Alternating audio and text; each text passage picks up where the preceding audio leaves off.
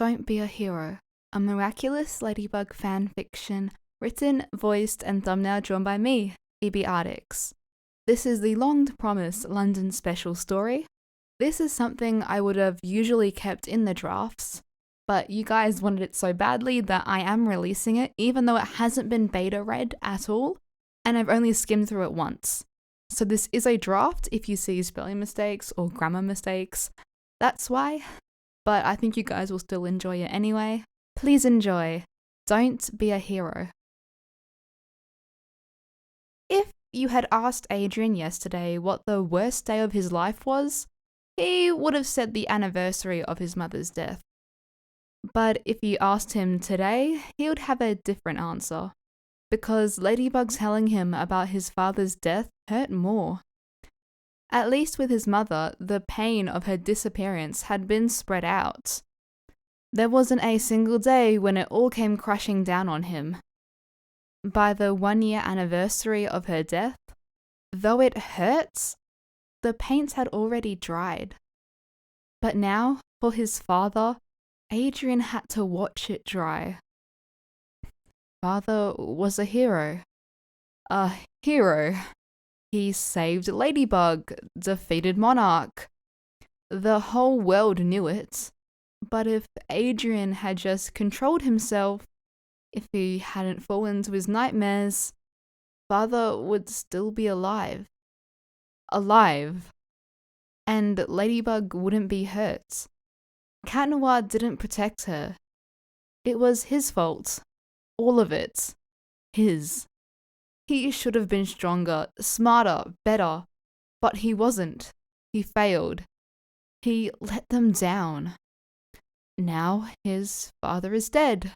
Ladybug faced it all alone. And Adrien? A failure, a disgrace, a disappointment. Completely useless. He couldn't process it when Kagami tried to talk him through it, and he couldn't process it on the train either. His mind was completely blank. It wasn't until the train doors opened and he saw Nathalie that his numb mind began to restart. There was a flicker of relief, but it was catching sight of Marinette out the corner of his eye that finally let his heart breathe. As soon as Adrien was in her arms, he couldn't leave. He held her head closer and kissed her cheek. He wanted to stay like this forever. He choked. Marinette. Adrien. Quiet, unspoken understanding. How could she be so perfect? He took in a deep breath, trying to smile. I've missed a few Mandarin lessons, haven't I? She looked up at him. Adrien. I don't want to go home.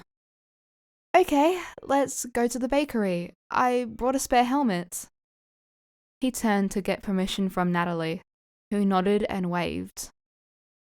Marinette led him through the back door of the bakery, avoiding Tom and Sabine, a blessing given his current state.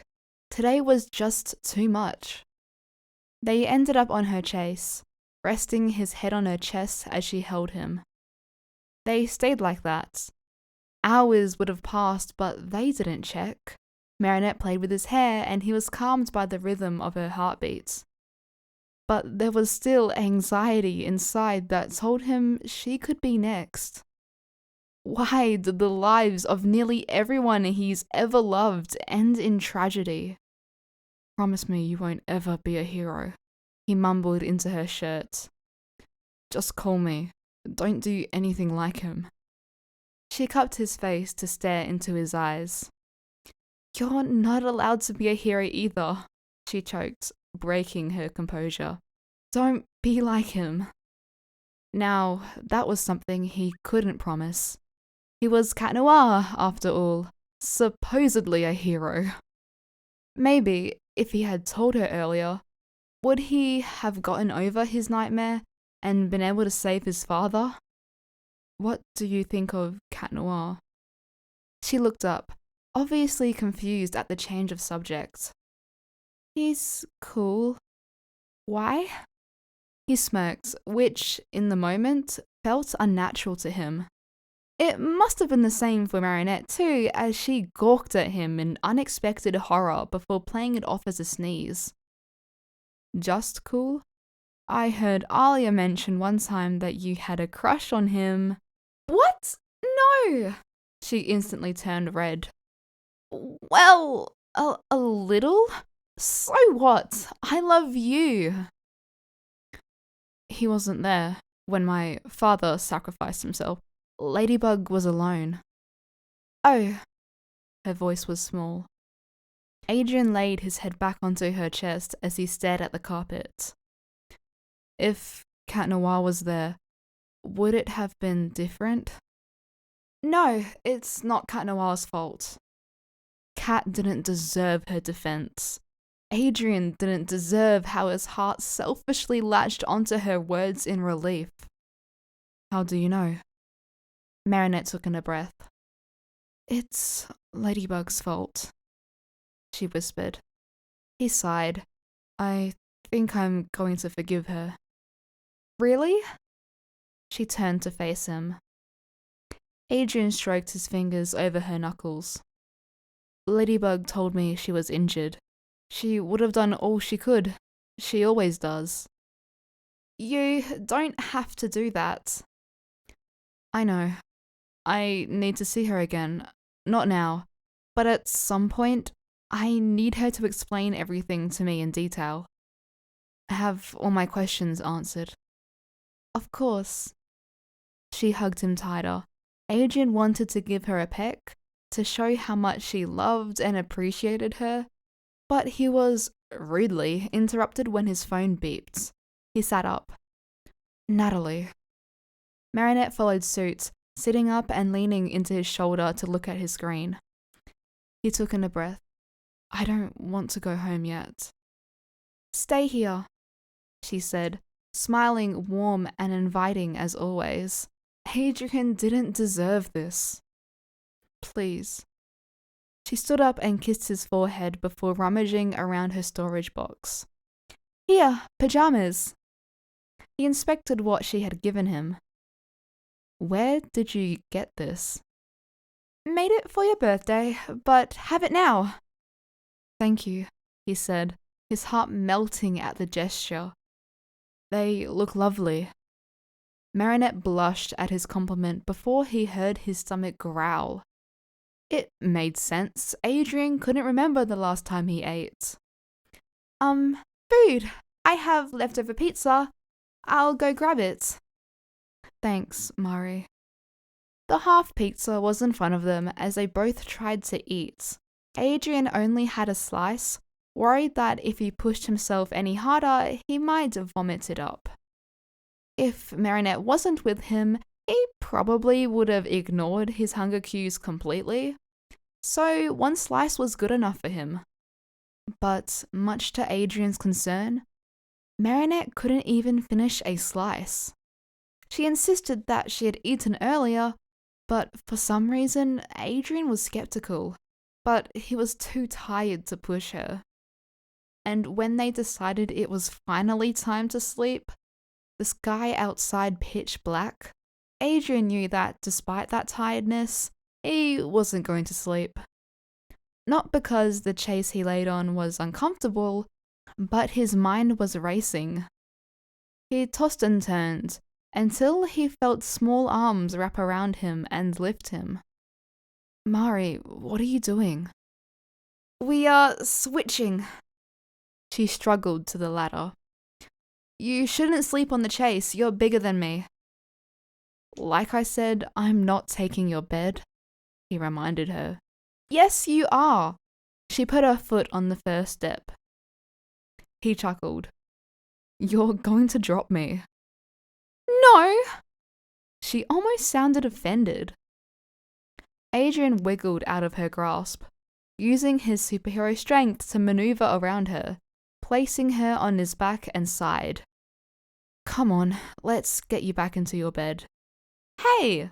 She attempted to wiggle away before resigning to his grasp, her arms flapping around him, yawning.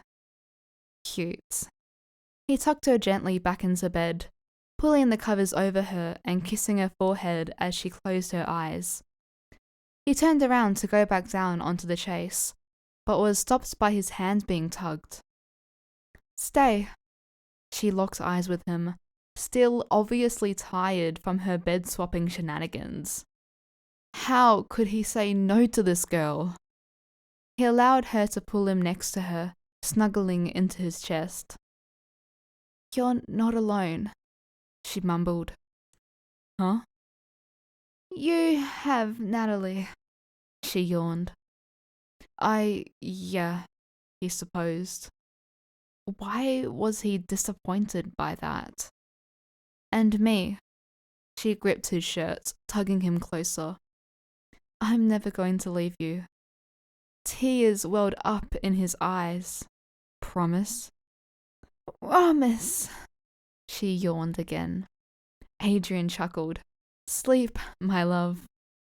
She hummed, and Adrien finally found himself drifting to sleep. Everything would be okay.